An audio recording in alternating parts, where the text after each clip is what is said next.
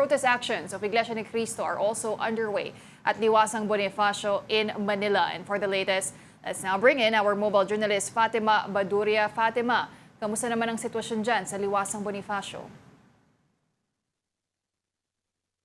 Pauline, ngayon around 500 na mamamayan ng Batangas ang nandito pa rin sa Liwasang Bonifacio para sa kanilang kilos protesta. Pero sa ngayon ay naghahanda na sila at sumasakay na ng bus ngayon lang sa paglipat nila sa EDSA. Ipipihit ko lang ng kaunti yung camera ko at nandito yung bus na kanilang sinakyan para makapunta sila ng EDSA. Kanina kasi ayon sa nakausap nating organizer ay kalahati raw ng kanilang grupo ay mananatili rito sa Liwasang Bonifacio at dito itutuloy yung kanilang programa. Pero ngayon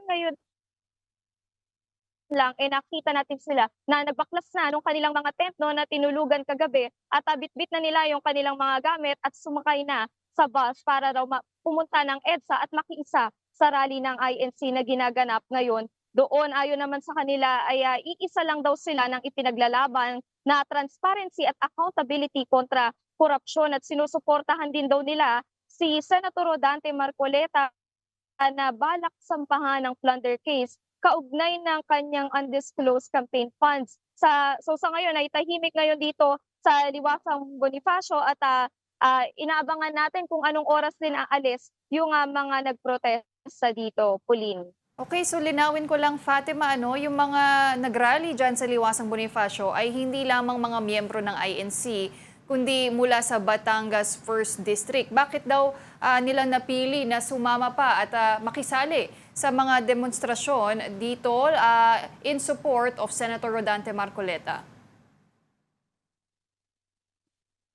Yes, Pauline, kahapon nung nagsimula yung protesta dito sa Liwasang Bonifacio, mga miyembro talaga ng INC. Pero pagdating ng hapon, kakaunti na lang, pailan-ilan na lang yung mga miyembro ng INC at dumating naman yung mga residente ng Batangas. Kasama nila si Batangas 1st District Representative Leandro Leviste na kanilang sinusuportahan.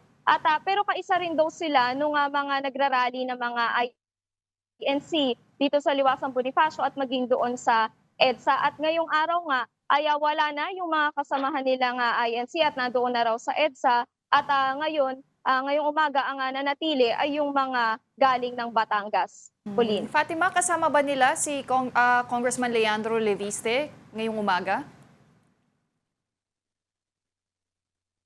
Kaninang umaga nabanggit nila na dumaan daw dito si Congressman Leviste, although hindi na natin nakita dahil yung kanilang kilos protesta kanina ay around 6 a.m. nangyari. So pero kahapon nung dumating sila ay kasabay rin nilang dumating si Congressman Leviste at ayun nga nabanggit niya na ang ipinaglalaban daw talaga nila ay yung labanan yung korupsyon at yung selective justice na nakikita raw nila. Pauline. Okay, thank you very much for those updates. I was mobile journalist Fatima Baduria reporting live from the Liwasang Bonifacio.